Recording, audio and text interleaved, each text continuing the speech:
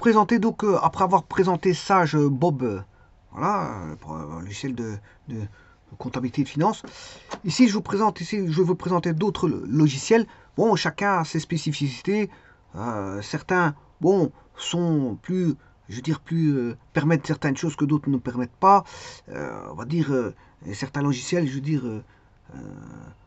voilà, il y en a, c'est voilà, euh, il y a des logiciels simples, faciles d'usage, alors que d'autres sont plus compliqués parce que ça dépend aussi des tailles des entreprises. Une entreprise n'est pas l'autre, hein. Je veux dire, des petites, moyennes, des grosses entreprises, etc., etc. Bon, je veux dire, c'est normal que la gestion n'est pas la même. La gestion n'est pas la même, donc les spécificités, voilà, d'une entreprise ne sont pas les spécificités d'une autre entreprise. Voilà. Et donc, ce qu'on va dire, bien qu'il y a des spécificités qui bien sûr, se rencontrent, mais je veux dire, au bout du compte, une petite entreprise n'a pas, je veux dire, voilà, les gros problèmes que rencontre, je veux dire, une grosse entreprise, hein. On n'a pas les contraintes que rencontre une grosse entreprise. Donc, on va utiliser des logiciels adaptés, je veux dire, pour une grosse entreprise que pour une petite entreprise. Voilà. On va dire ça comme ça. Ouais, par exemple, une petite entreprise, elle a besoin que de voilà, quelques petits documents, elle va prendre un petit logiciel suffisant, voilà, qui n'intègre pas, par exemple, la finance. Voilà, qui n'intègre pas de reporting financier, etc., etc. Voilà. On peut imaginer des petits logiciels, bon, qui permettent, bon, une suffisance de ce que a besoin, je veux dire, une petite entreprise, une toute petite entreprise, je veux dire, avec un patron, je veux dire, un indépendant. On va dire ça comme ça. Alors je commence à présenter les logiciels. Alors celui-ci j'ai déjà présenté, j'ai fait une vidéo, je veux dire, en aparté, pour présenter, je veux dire, Sage. Bon, ça a été court. C'est pour vous dire bon, que c'est un logiciel, voilà, de comptabilité qu'il faut utiliser. Euh, alors, j'ai tapé bien sûr les logiciels de comptabilité, bon, pour avoir voilà, ceci. Voilà, j'ai tapé logiciel de comptabilité. Et à partir de là, ben, bon, j'ai été chercher, je veux dire, voilà, les sites web voilà, qui parlent sur le produit. Voilà. Donc par exemple ici, si je prends Hub, Hub AFA, alors qu'est-ce que c'est ça? Axway Financial Accounting, vous voyez que c'est voilà, donner à votre système d'information finance la capacité de prendre en charge la comptabilité et le reporting d'entités multiples, le traitement et le rapprochement inter-entreprise et la connexion à n'importe quelle source ou cible de données. Voilà, donc, alors, il vous explique ici, bon, l'excellence opérationnelle, l'agilité, la fiabilité des données, tralala, tralala. Voilà, puis migrer vers le cloud, bon, ça, le cloud, tout le monde le fait, à mon avis, hein. Et rationalisation des ERP, transformation de la finance, voilà, on peut faire beaucoup de choses. Bien sûr, encore une fois, c'est un logiciel qui mérite, je veux dire, de faire une formation, hein. Comme tout logiciel, bon, on n'utilise pas un logiciel sans connaître les tenants et les aboutissants, donc, parce que c'est une perte de temps, hein. Vous avez, pour vous former, auto-former, ça prend beaucoup plus de temps que par une formation, parce que la formation elle va vous donner tous les tenants et aboutissants dans un contexte aisé.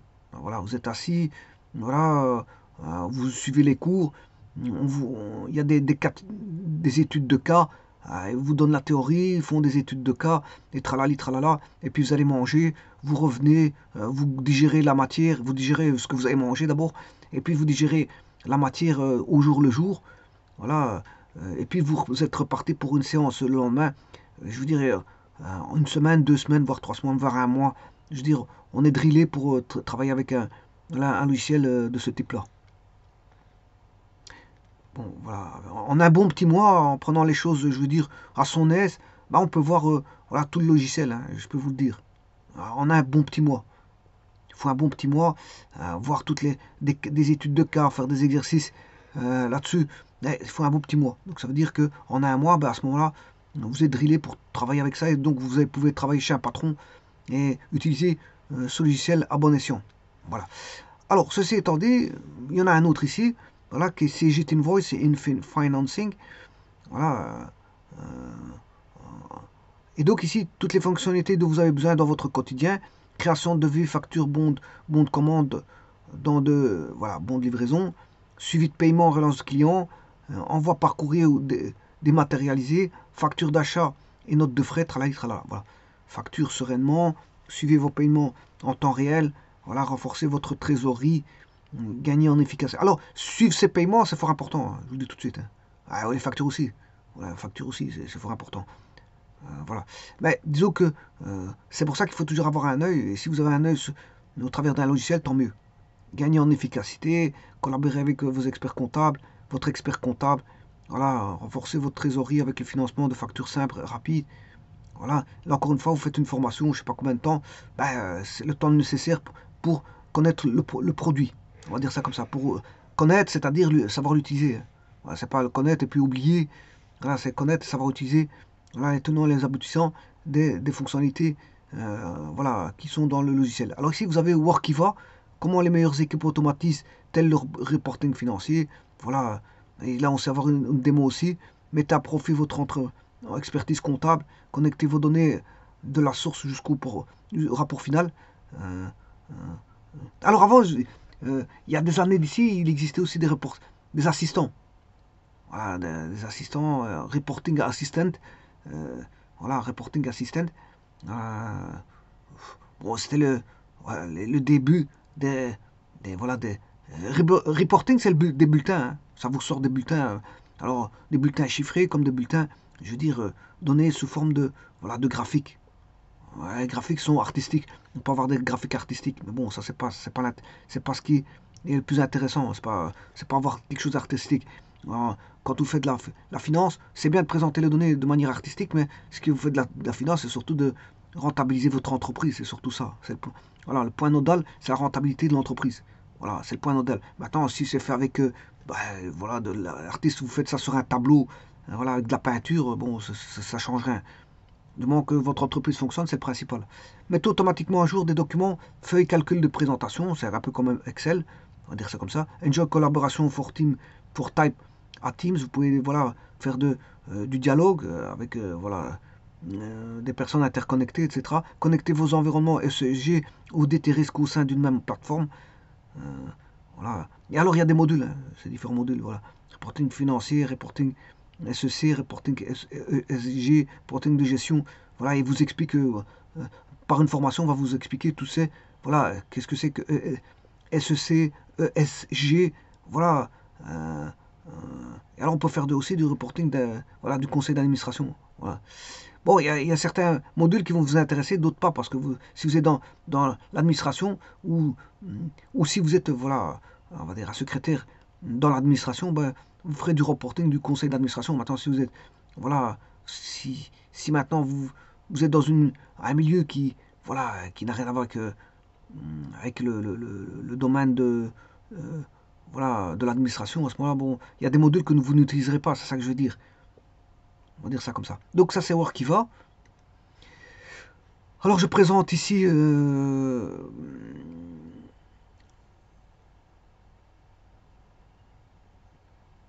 ici c'est qu'est-ce que ça c'est un logiciel de gestion comptable et financière. Voilà, qu'est-ce que tableau de bord, facture des fournisseurs, plan analytique. Pourquoi choisir un logiciel de gestion comptable? Bon, ici ils vous disent bon ici c'est vous faites un devis gratuit. Et ici c'est Apsys Cyborg. Apsys Cyborg. Alors, comment choisir un logiciel de comptabilité? Ben, faut regarder d'abord identifier la taille de son entreprise. C'est ce que je dis au départ. Une petite entreprise n'est pas une grande entreprise. Voilà. Identifier les besoins supplémentaires. Voilà. Identifier euh, euh, euh, les fonctionnalités d'un logiciel selon son secteur d'activité. Voilà. Vous voyez, comme je vous ai dit, on n'utilise pas tout. Hein. On n'utilise pas tout. On utilise certains modules. Voilà, certains modules. Il y a des choses qu'on n'utilisera jamais. Voilà. C'est comme dans tous les logiciels, il y a des boutons, vous n'utiliserez jamais. Ils sont là, bon, on sait les utiliser, mais les gens savent à quoi ils servent, ces boutons-là, mais pour eux, c'est pas la première utilité. Il y a des boutons qu'on utilise plus souvent que d'autres. Quand vous faites voilà, de l'utilisation de logiciels, c'est comme ça. Statistiquement, on pourrait faire l'étude, quels sont les boutons qui sont les plus utiles. Maintenant, il y a des boutons moins utilisés, voilà, ils sont là, vous pouvez les utiliser quand vous en avez besoin, mais C'est rare quand ils sont utilisés. Et ils sont là, mais ils sont là. Vous pouvez les utiliser, auquel cas vous avez un besoin à utiliser. Et ici, c'est la même chose. Utiliser les fonctions, identifier les fonctionnalités d'un logiciel selon son secteur d'activité. Vous allez utiliser voilà, des modules en fonction voilà, de l'activité où vous êtes, du domaine où vous êtes, de ce que vous faites. Voilà.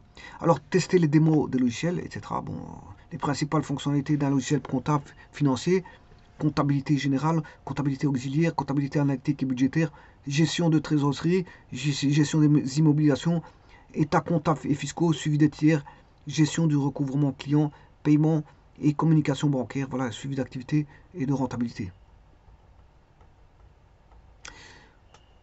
Voilà. Donc, ce que je vous ai dit, bon, quelque part, c'est vrai que quand je vous dis la rentabilité compte, mais la rentabilité, c'est un tout. Hein. Ben, s'il y a des clients qui ne payent pas, il faut les suivre.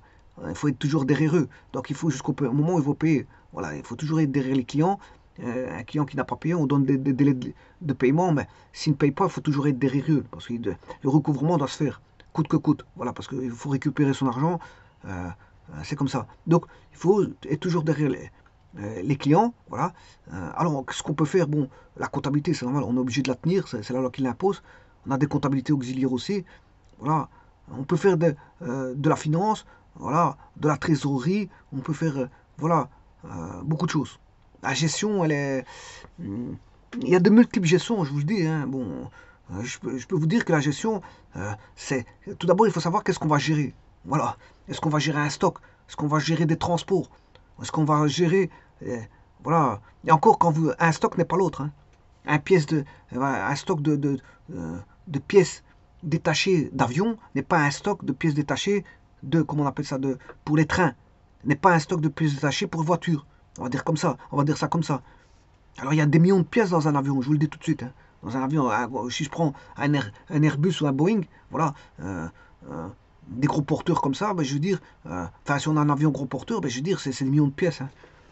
C'est des millions de pièces, donc il faut gérer des millions de pièces. On va dire ça comme ça, c'est des millions de pièces. Des millions de pièces détachées pour la construction d'un avion. Voilà, pour la construction. Alors, on peut tout construire, des bulldozers, des voitures, des trains, des trams, on peut construire voilà, tous des moyens de transport, des machines pour les hôpitaux, voilà, etc., etc. Et tout ça, ce sont des pièces détachées. Et les pièces détachées, ben, je veux dire, il faut les gérer par un stock. Donc, c'est une gestion de stock. Alors, il y a des stocks avec 5000 pièces, il y a des stocks avec 10 000 pièces, il y a des stocks avec 1 million de pièces, comme je vous ai expliqué, pour les avions. Et donc, un stock n'est pas l'autre. Voilà, c'est ça la différence. Un stock n'est pas l'autre. Et il faut aussi que l'informatique permette voilà, de pouvoir gérer d'innombrables pièces. Parce que si ça commence à ralentir, c'est pas la peine de travailler avec un logiciel qui ralentit ou je veux dire, à un moment donné, il bloque. Hein. Voilà, donc à ce moment, il faut aller chercher un logiciel plus conséquent qui permet voilà, de gérer plus de données. Ouais, c'est pour ça qu'on prend des ERP à ce moment-là quand on doit utiliser 1 million de pièces. En espérant que l'informatique, je veux dire, ne plante pas. C'est ça toujours quand on travaille avec des bases de données, ben, c'est quoi quelle est l'utilité d'une base de données? L'utilité d'une base de données, c'est aller chercher des informations rapidement. Si c'est maintenant, ça prend 1 heure pour avoir une information, c'est plus la peine parce que s'il y a 20 clients au téléphone qui téléphonent, ouais, je veux dire que chaque fois, je prends 1 heure pour chaque client parce que l'information que je tape au niveau de l'ordinateur, elle ne vient pas. Bon, c'est vraiment embêtant. Hein. C'est très embêtant. Je veux dire, là, on a une perte de rendement puisque l'informatique ne remplit pas sa fonction de rapidité. Parce qu'un ordinateur, logiquement, c'est quand on fait des requêtes, les requêtes doivent être faites le plus rapidement possible. C'est ça, l'informatique. Alors, maintenant, il y a l'informatique. C'est comme une voiture. Ouais, vous avez une voiture, bon, elle fonctionne bien. Il y a des voitures qui ne fonctionnent pas bien. Ben, ici, c'est la même chose. Mais attention qu'il peut avoir, c'est peut-être, je veux dire, temporel. Hein. Ouais, c'est peut-être à un moment donné. À un moment donné, la base de données ne fonctionne pas à un moment donné parce qu'il y a peut-être beaucoup de requêtes qui se font à un même moment donné. Voilà. Maintenant, il y a peut-être, je veux dire, je ne sais pas moi. Il peut avoir mille et une, je m'excuse. Il peut avoir mille et une choses pour lesquelles la base de données ralentit. Hein. Voilà, il y a peut-être un problème, voilà, d'espionnage dans la base de données. Il y a trop de requêtes. Je veux dire, il y a des choses qui n'ont pas été conformes, voilà, à l'ouverture ou peu importe.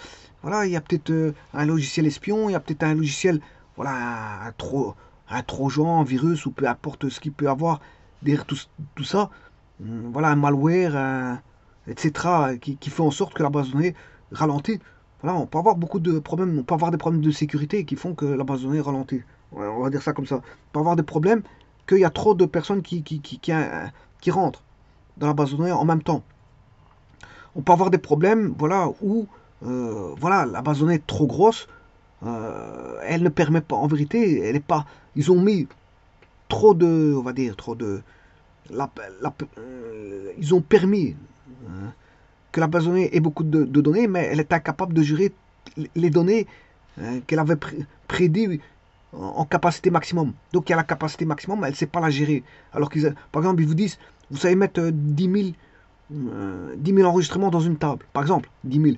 Ben, il s'avère que quand vous tapez 10 000 enregistrements, ben, ça commence à, voilà, à foirer. Donc ça veut dire que le logiciel, bon, ils ont dit qu'ils allaient jusque, vous pouvez mettre 10 000, mais en vérité, non. Ils ont exagéré. Donc c'était peut-être, voilà, 6 000, 7 000.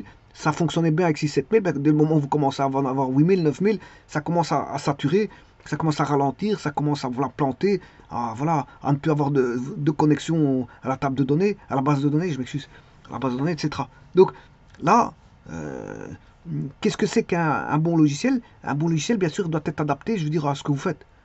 Si vous avez autant de pièces, autant de clients, si vous avez 100 000 clients et que vous allez mettre dans une base de données qui ne sait pas gérer 100 000 clients, je veux dire, c'est embêtant parce que leur base de données elle va vous dire soit qu'elle est en surcapacité, elle sait plus travailler pour le reste des clients, ou soit elle va vous dire, bon, on ne sait pas gérer 10 000 clients.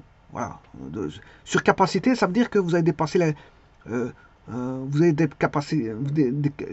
dépassé la capacité, non pas maximale, mais la capacité voilà, de possibilité de travail correct de la machine.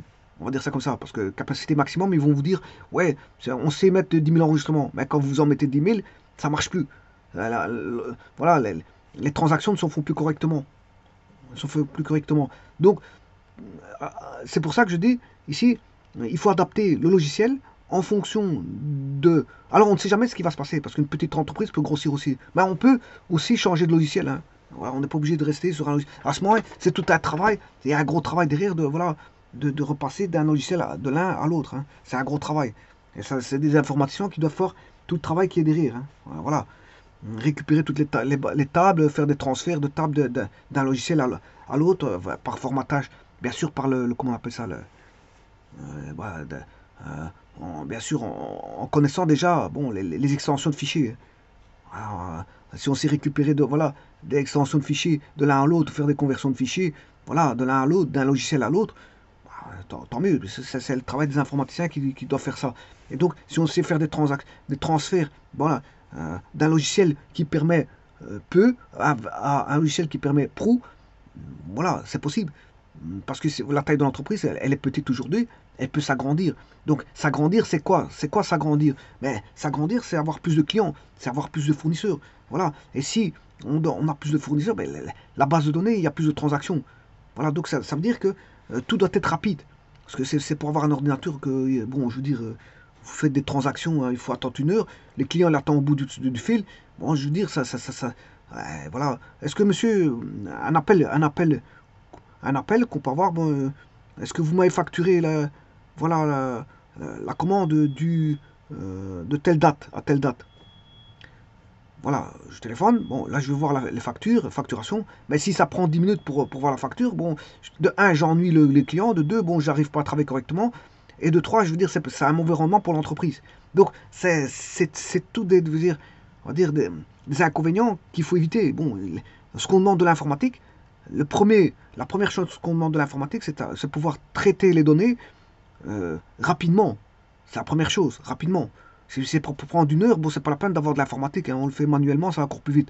Donc, l'informatique, c'est quelque chose de. On a besoin. C'est un outil, voilà, qui va vous aider dans, voilà, bien sûr, la mise en forme de données, ça c'est évident. Le stockage de données, ça c'est évident. La mise à jour de données, ça c'est évident. La sécurité des données, ça c'est évident. Etc., etc., etc. Mais c'est surtout que, bien qu'on ait tout ça, ce qu'on demande, c'est la rapidité. C'est la rapidité. La rapidité. Donc, ça veut dire que je dois pouvoir consulter, modifier, voilà, voilà, extraire des fichiers rapidement. Tout doit se faire rapidement. Parce que si, je vous dis, Si vous êtes dans un bureau et que c'est pas rapide, de un, vous allez agacer bon, ceux qui sont de l'autre côté du téléphone, donc les clients ou ceux qui font une demande téléphonique, vous allez les agacer parce que ça prend trop de temps. Déjà, bon, parfois il y a un temps d'attente au téléphone. S'ils ont attendu 10 minutes là-bas parce que ils attendent, voilà, ils vous attendaient, parce que parfois il y a des, voilà, des petites musiques qui apparaissent, je veux dire, au téléphone pour faire patienter, je veux dire, comment on appelle ça, la personne euh, euh, qui a une demande au téléphone, une demande téléphonique. S'il attend 10 minutes, bon, ça va déjà l'énerver. Parce qu'elle a autre chose à faire que de rester derrière un cornet de téléphone ou un GSM, ou enfin un portable ou peu importe. Voilà. Elle va attendre 10 minutes et puis après, bon, elle va demander des renseignements. Le gars ou la personne qui est là, ou la dame ou le monsieur qui est derrière l'ordinateur, ben, qu'est-ce qu'il va faire? Il va faire voilà, une requête à l'ordinateur. Bon, il va aller au bon endroit. Déjà, pour aller au bon endroit, il faut un petit temps. Voilà, et puis il faut attendre, il faut vous regarder combien de temps ça prend pour aller d'un endroit à l'autre au niveau de l'ordinateur. Et puis, quand il va faire sa requête, voilà, la requête principale, voilà, il va interroger, et qu'est-ce qui va se passer? Bon, si ça prend 10 minutes, 10 minutes plus 10 minutes, ça fait 20 minutes, le gars, voilà, s'il est nerveux, il va perdre ses nerfs. Bon, voilà, il va perdre patience.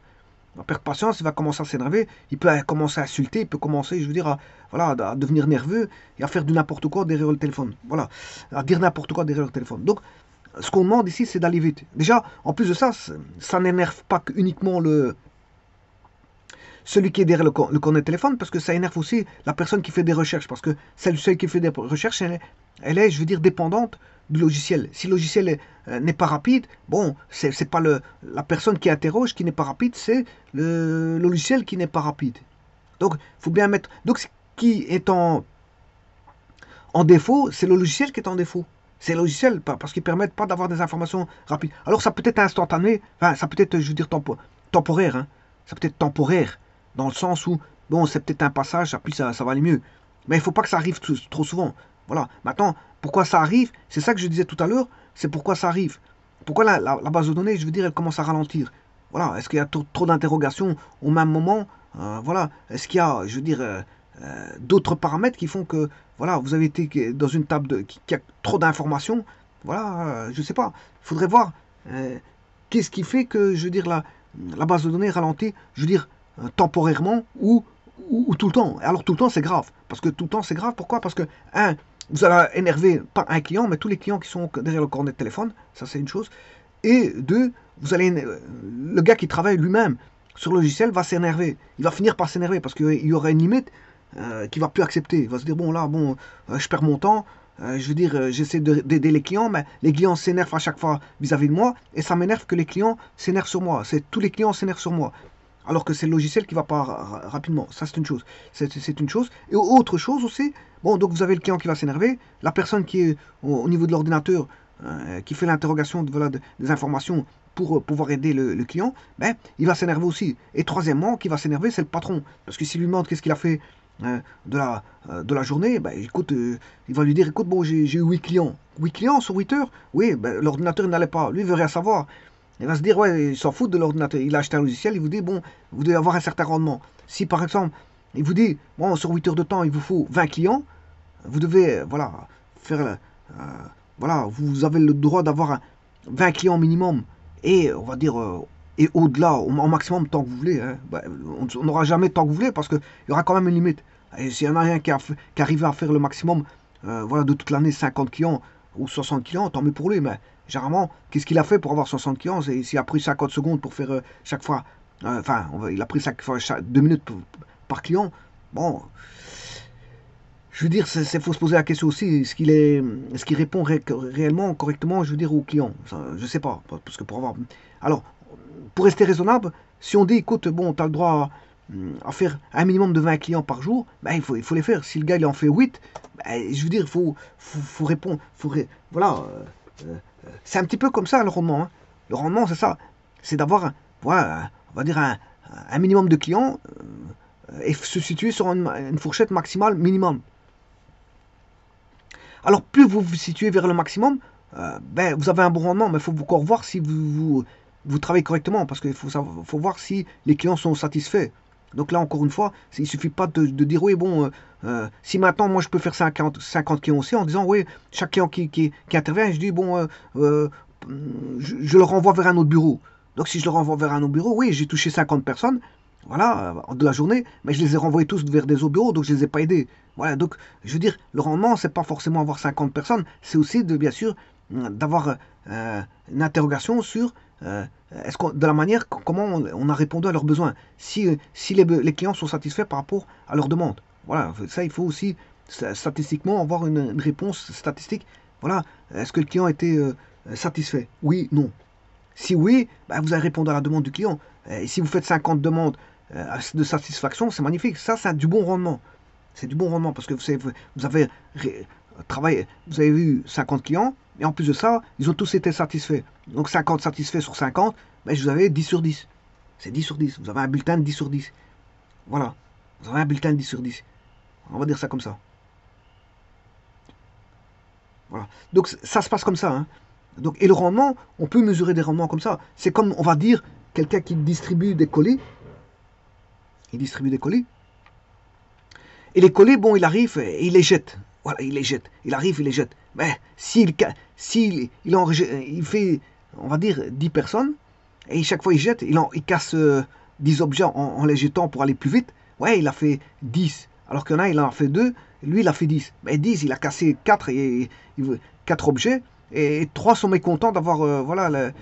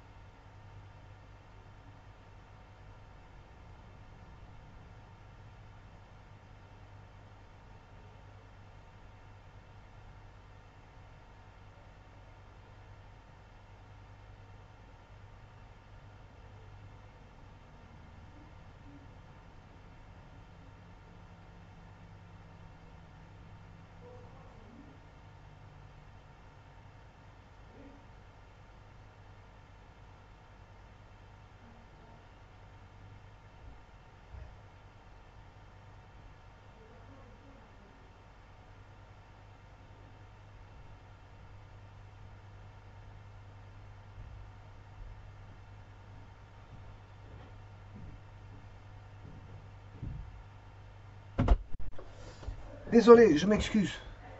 Voilà, donc je vais voir comment on appelle ça, le dernier logiciel. Voilà, j'ai passé un petit peu de temps à expliquer un petit peu ça. Voilà, donner des petites explications. Voilà, top 10 des logiciels comptables les plus utilisés en France, par les Français. Voilà, attention, c'est par les Français, mais ça peut être utilisé voilà, par la Belgique aussi. Parce que c'est en français, donc tous ceux qui l'utilisent en français, voilà, tous ceux qui sont francophones peuvent utiliser ce logiciel-là, on va dire ça comme ça. Ces logiciels-là. Alors, quel logiciel comptable pour quelle entreprise? Voilà, sommaire, donc il y a ici le logiciel Indie. Il y a SAP, bien sûr. SAP, c'est un ERP. SAP, c'est connu. Hein. C'est un ERP, ça. Voilà. Il contient le module voilà, de gestion. Ouais, bon. Ça, c'est sage. Il y a SAP, qui est fort connu. Hein. Bon, SAP, c'est pour les grandes entreprises. Bon, il coûte cher aussi. Hein. Enfin, ça dépend. Il y a des modules. On intègre des modules. Parfois, on a besoin que de certains modules. On n'a pas besoin de tout. Tout le monde ne fait pas de la gestion de production, on va dire ça comme ça. Tout le monde ne fait pas de la gestion de stock. Tout le monde ne fait pas de... Voilà, c'est pour ça que si quelqu'un est dans SAP, on peut faire des modules de gestion de stock, des modules de gestion de production. Voilà, on peut faire du reporting, on peut faire beaucoup de choses avec SAP. C'est je sais pas combien de tables, passer 10 000 tables. Donc on peut faire ça, c'est par module. Hein. Voilà, on peut faire la gestion de transport, gestion de production, gestion des stocks, gestion de ce qu'on veut. Voilà, donc ici, si vous voulez de la comptabilité, on sait le faire avec SAP aussi. Bon, il y a le Sage, bon, c'est fort connu.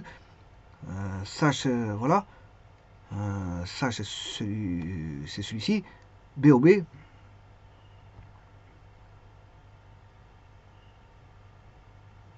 Voilà, ensuite il y a Ciel, fort connu aussi.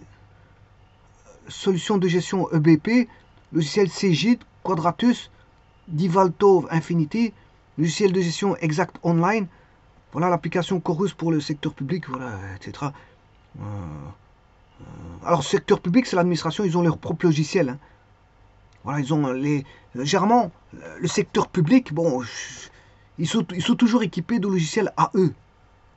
Programmés par des programmeurs qu'ils ont payés par le secteur public. Le secteur public voilà, dévoue à certains programmeurs voilà, de programmer pour le secteur public des logiciels voilà, de gestion.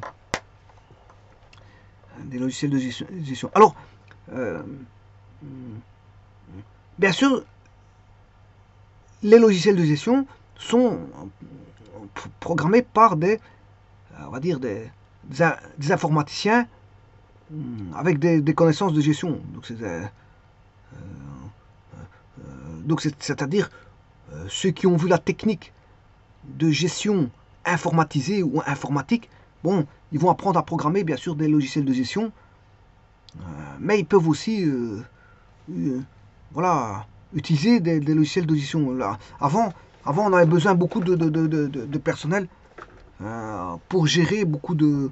On avait beaucoup de besoin. Bon, il y avait aussi des logiciels comme COBOL. Il y avait COBOL, voilà, il y avait COBOL, il y avait des assistants tels que Reporting Assistant. Il y avait beaucoup de voilà, des programmes qui étaient conçus pour la gestion et la comptabilité et la gestion. Voilà. Alors il y a Mooncard, compatible avec 100% de logiciels comptables. Voilà, on va dire ça comme ça. Alors ici, on a le logiciel de gestion pour TPE, PME.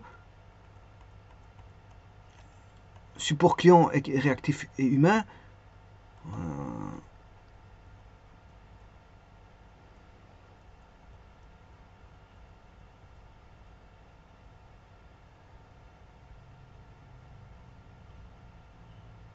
Alors, eTool.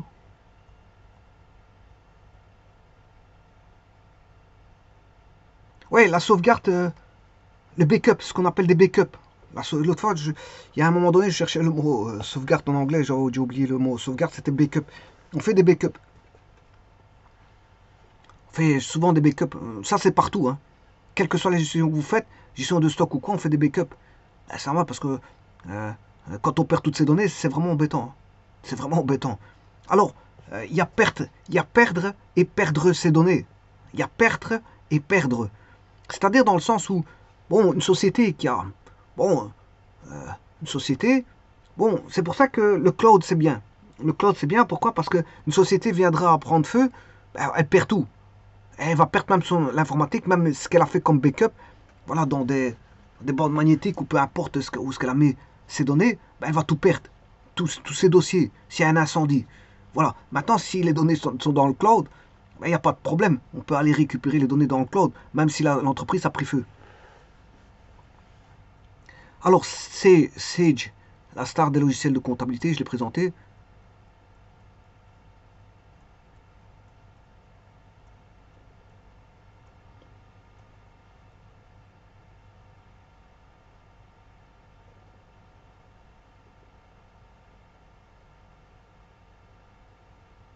Alors, il y a Univirtual aussi.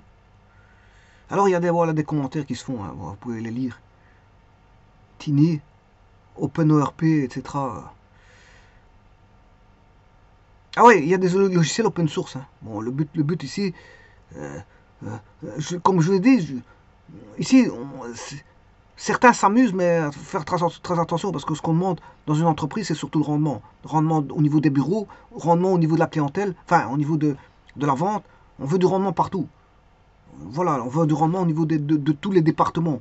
Voilà, du rendement au niveau du management, du rendement au niveau de la production, du rendement au niveau des bureaux, voilà, des rendements à tous les niveaux, au niveau des vendeurs, etc. etc.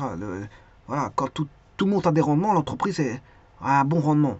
C'est la succession des rendements qui font que l'entreprise a un bon rendement. Et donc ici, le but, c'est de la rentabilité. C'est pas commencer à chipoter, faire des chichis. Je veux dire, avec les logiciels de gestion. Voilà, quand on est voilà, payé pour travailler sur un logiciel de gestion, c'est pour faire des choses sérieuses. Hein. Voilà, si maintenant vous faites des chichis, bon, tant que vous avez fait votre travail, vous pouvez faire des chichis par après. Mais si vous faites des chichis d'abord et que bon, le patron vous demande certaines choses, il va vous virer sur le champ. Enfin, sur le champ, il va essayer de vous virer parce que je veux dire, ce qui intéresse le patron, lui, c'est des chiffres, c'est les chiffres. Maintenant, si vous arrivez que vous savez faire du chichi, mais vous vous intéressez pas aux chiffres, c'est très grave. C'est très grave pour le patron parce que lui, il veut pas de quelqu'un qui vient faire de la peinture, je veux dire, voilà, de l'artistique. Je veux dire, dans ces logiciels, lui, ce qu'il veut, c'est avoir du rendement et voilà, de pouvoir avoir les réponses qui sont demandées tout de suite. Et pas du chichi, parce que si chaque fois il va vous poser une question et qu'il doit la trouver lui-même, et qu'après, je veux dire, vous faites du chichi uniquement, ben, ça ne va pas lui plaire. Il va se dire, bon, je ne l'ai pas embauché pour qu'il fasse, je veux dire, de l'art. Voilà, dans les documents, c'est pas le but du jeu. Il doit savoir faire le métier qu'on lui a demandé, et pas forcément dériver par rapport à ce que lui a envie. C'est pas les envies du gars qui intéressent, qui sont intéressantes, c'est, je veux dire, qui est maître à bord, c'est le patron. Voilà, c'est les demandes du patron qui sont primordiales. C'est pas, voilà, bien que quelqu'un a un savoir-faire, il veut vous le montrer, ben, que ça n'intéresse pas le patron. Le patron, il veut les informations que le patron a besoin. Même s'il a été formé pour faire des belles choses, ben, je veux dire, si ça n'intéresse pas le patron, je veux dire, il va le virer sur le champ. Il va dire ça comme ça. Bien que le gars, il va se dire, ouais, ben, j'ai tout fait des bons documents, ils étaient bien avec des belles couleurs, etc., etc. Mais c'est pas ça qui compte. Il va dire ça comme ça. Maintenant, si vous faites votre travail, que vous répondez toujours à la demande du patron et que en même temps à côté vous faites du chichi, ça c'est pas un problème, il vous dira rien. Bon, alors vous voyez qu'ici il y a découvrir le logiciel comptable conçu pour chaque type d'entreprise. Ça, c'est déjà. Alors, on peut travailler aussi avec voilà, des portables, avec des ordinateurs, des portables, comment on appelle ça, des tablettes. Des tablettes. On peut travailler avec des voilà voilà des iPhones, etc., etc. Bon, alors là, vous aurez compris que l'iPhone, c'est un petit instrument qu'on met en poche. Hein. Alors, comme certains disent, in the pocket. In the pocket. In the pocket. In the pocket, c'est dans la poche. Donc, on peut mettre dans la poche voilà. Et alors, on peut faire toutes les transactions que l'on veut à partir voilà, de n'importe quel endroit à partir, c'est à n'importe quel endroit, dans un train, dans un bus, voilà, si vous êtes en extérieur en train d'attendre le bus, ou je veux dire, si vous êtes, bon, etc. Il y a pas mal d'endroits où vous pouvez utiliser, je veux dire, et faire des transactions, je veux dire, en direct. En direct, vous êtes toujours en contact avec les clients par, bien sûr, une interconnexion avec le client. Vous êtes toujours interconnecté avec le client, avec votre bureau. Voilà, même si vous êtes au bout du monde, vous pouvez voilà, vous connecter et dialoguer avec vos employés, vos ouvriers, et voilà, avec une force de vente ou peu importe avec qui vous dialoguez, avec peu importe voilà, les acteurs avec qui vous avez contact, mais vous avez toujours des contacts et vous pouvez voilà, converser et je veux dire, voilà, vous intéresser à un sujet, aborder un sujet, et je veux dire, si ça mène vers des transactions, ben, il faut faire les transactions et vous pouvez les faire directement via un logiciel qui vous se retrouverait directement vers votre une application, on va dire une application, une, appli une application qui serait dans voilà, votre iPhone ou quelque chose comme ça, votre tablette. Et bon, attention que certains n'aiment pas les petits appareils comme ça. Pourquoi? Parce qu'ils ne voient rien. Ils voient rien, c'est tout petit et c'est voilà. Dans mon cas, moi, je n'aime pas ça. Je n'aime pas travailler avec ça, je vous le dis tout de suite. Parce que plus j'ai un écran grand, mieux c'est. Moi, j'aime bien les grands écrans. Voilà. Donc, par exemple, il y a des gens, ils ont des écrans comme une pièce, voilà, une pièce dans les usines. Et ils ont un écran immense. Un écran immense. Je pense par exemple à la NASA, ils ont des immenses écrans. Ben, il y en a, ils ont des très grands écrans comme ça, et ils voient tout ce qui se passe. Alors ils voient tout. C'est magnifique. Ils sont assis, ils voient, voilà, l'environnement, c'est un grand écran. Parce que les petits écrans comme ça, bon, il y a certains, ils voient rien. Et ils n'aiment pas travailler sur du petit. Voilà, on va dire ça comme ça. Il y en a, ça les énerve de travailler sur du petit. Sur du petit. Voilà, il leur faut quelque chose de plus grand pour avoir une meilleure vue. Euh, déjà une meilleure vue d'ensemble, une meilleure vue. Parce que c'est tout petit, voilà, on voit rien. Vous allez me dire, il faut porter des lunettes quand on voit pas tout petit. Ben voilà. Mais je veux dire, c'est désagréable de travailler avec quelque chose de tout petit. Voilà, je préfère les gros écrans, c'est mieux. Donc certains n'aiment pas les petits, voilà, de travailler sur des logiciels, dans des iPhones, voilà.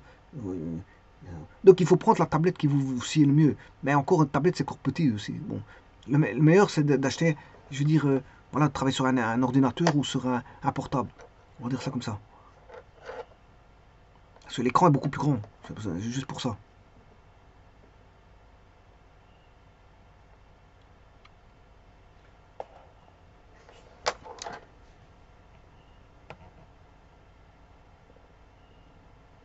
Donc un programme de comptabilité rapide à configurer.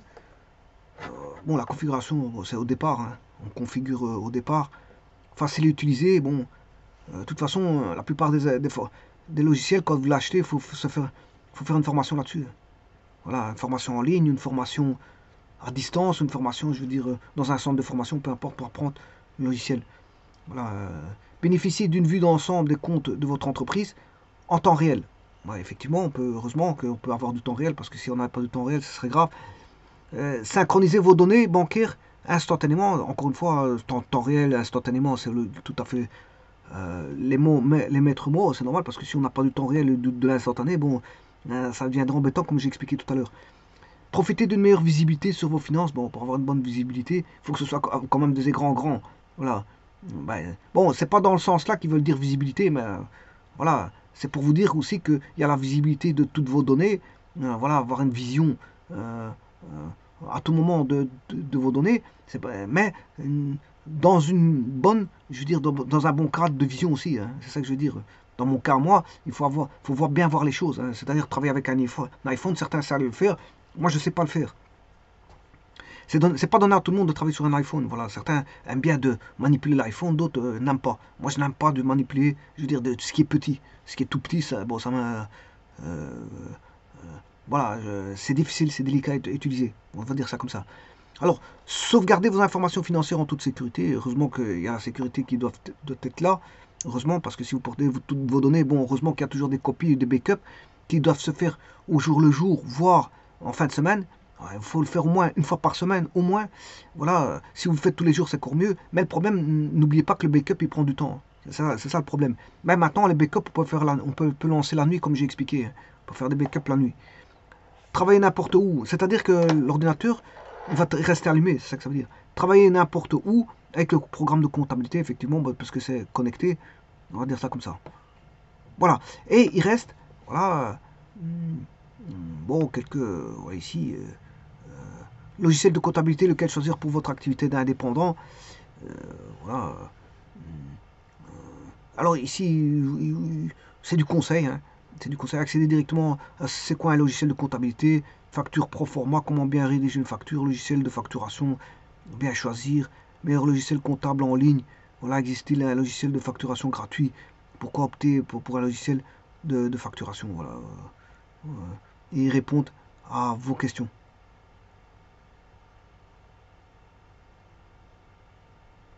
Alors, je vous rappelle que c'est pas obligatoire d'avoir ça, mais c'est une grosse aide, hein. Non, en Belgique, les indépendants n'ont pas l'obligation légale d'utiliser de logiciel de comptabilité ou un logiciel de facturation. Voilà, c'est pas forcément obligatoire, mais ça vous aide énormément, énormément. Ça vous aide énormément. Alors maintenant, si certains ont peur de laisser des traces, mais je veux dire, c'est-à-dire que s'ils ont peur de laisser des traces, ça veut dire qu'ils sont hors la loi. On va dire ça comme ça. Bon, ça c'est autre chose. Ils veulent pas utiliser un logiciel de comptabilité pour ne pas laisser de traces.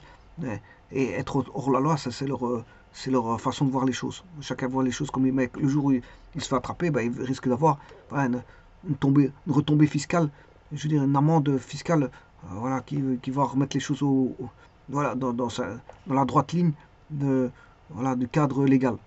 Voilà. Facture pro forma, comment bien rédiger une facture, etc. Travailler, tralala.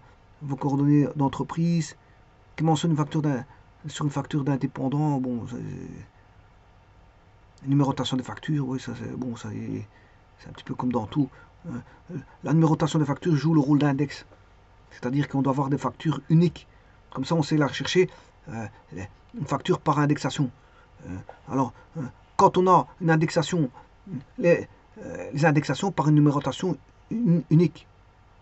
Voilà, une numérotation qui est bien sûr, dès le départ, bien créée.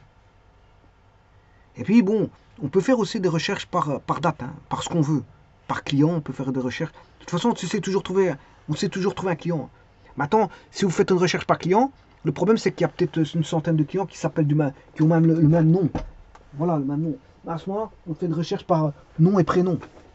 Alors maintenant, vous allez peut-être avoir 5-6 personnes avec le même nom et prénom. À ce moment, on va regarder par date de naissance. Alors maintenant, voilà. Si maintenant, moi j'avais le cas dans une classe, bon, quand j'étais à l'école, il y avait deux membres de la même famille qui étaient, bon, qui avaient les mêmes noms. Voilà. Je crois que c'était les mêmes noms. Je ne sais pas si c'était les mêmes prénoms. Et je crois que voilà, les dates de naissance étaient proches, je ne me rappelle plus. Mais en tout cas, il y avait une similarité. D'ailleurs, tout le monde, bon, ça c'était un petit peu rigolo dans la classe parce que c'était un cas particulier d'avoir, voilà, voilà, un nom comme ça. Voilà, deux personnes de même nom, de la même famille, qui habitaient plus ou moins dans la même région. Voilà, c'était un petit peu délicat. Bon, là, à ce moment-là, quand vous faites une recherche, c'est rare, hein, c'est rare. Ça veut dire que si vous faites une recherche, vous allez tomber sur des gens comme ça, vous allez peut-être en avoir 2 ou 3. Et à ce moment, on a toujours un critère de recherche, hein. Voilà, on a toujours un critère de recherche. Bon, nom, prénom, si c'est pas suffisant, date de naissance. Si c'est pas encore suffisant, bon, avoir le même nom, même prénom, même date de naissance, on regarde le lieu où ils habitent. S'ils habitent encore dans la même commune, là, il faut aller chercher l'adresse. L'adresse. Alors, on n'a pas deux frères qui sont nés qui ont le même nom, même prénom, même. Ça, on peut pas appeler de jumeaux avec le même prénom, hein. Voilà, on va dire ça comme ça. Parce qu'à ce moment, ils auraient la même adresse et ce serait délicat de les distinguer. Voilà, la distinction, ce serait plus délicat. Donc, à ce moment-là, l'adresse fait office voilà, d'index. Donc les index, on peut avoir plusieurs index, hein. Numéro d'une facture, le nom d'une, voilà, numéro d'une facture, l'adresse d'une personne, parce que l'adresse, elle est unique pour chaque personne, hein, pour chaque famille. Pour chaque famille, elle est unique. Maintenant, si vous tombez sur des membres de la famille, par une indexation d'une adresse postale, à ce moment-là, bah, il faut aller chercher là, le prénom de la personne. Alors, il se peut qu'il y a dans des familles, il y a le nom et le prénom des personnes, dans le même membre de la famille, on a le nom, prénom qui sont les mêmes. À tel point qu'ils s'appellent Junior. Voilà, et pour les distinguer, il appelle l'un le senior et l'autre le junior, mais en vérité, on les distingue par les dates de naissance. Hein. Voilà, on va dire ça, parce que la date de naissance reste un index. Alors maintenant, si une date ne suffit pas pour être un index, par exemple, vous avez plusieurs dates qui sont les mêmes, à ce moment-là, il faut jouer sur les heures. Hein. Les heures et les secondes. Là, heures et secondes, on aura bien des actions qui sont distinctes par leur temporalité. Et donc là, la temporalité va jouer le rôle d'index. Mais le meilleur index, c'est de mettre une numérotation qui se suit, voilà, qui est entière, qui se suit, bon, 1, 2, 3, 4, 5, 6, 7, 8, 1000, 2000, 3000, 4000, 5000, 6000, et ainsi de suite. Voilà, et ainsi de suite. Alors, je rappelle que les adresses mémoire sont aussi indexées. Voilà, on n'a pas deux adresses mémoire qui ont la même valeur, on va dire ça comme ça. Justement, la localisation, c'est comme dans un stock, on peut donner des localisations voilà, distinctes, des noms distincts aux localisations. Voilà. Et donc, par indexation, comme encore une fois, eh bien, idem pour la mémorisation des données dans la mémoire. La mémoire est segmentée de manière à, voilà, à ce qu'on puisse aller l'accéder par indexation. Et chaque localisation, on a un endroit bien précis, je veux dire, une adresse. Une adresse. L'adresse, on a la formalisation d'une adresse pour localiser une donnée. Et donc, l'adresse est un index. L'adresse informatique est un index. Donc, permettre d'envoyer des informations en interne dans l'ordinateur se fait par indexation de la mémoire vers les disques durs, de la disque dur vers la mémoire. Voilà, ou alors d'un ordinateur à un autre, ça se fait aussi par des index. Il faut, voilà, des numérotations qui permettent de dire, bon, on va l'envoyer à telle adresse postale ou telle adresse d'ordinateur. Voilà, l'adresse, et les adresses, il y en a beaucoup. Hein. Voilà. Par exemple, l'IP, c'est un index, un numéro d'index. Ça te permet de savoir, voilà, qui est le destinataire, qui est l'émetteur, qui est le destinataire à partir des IP.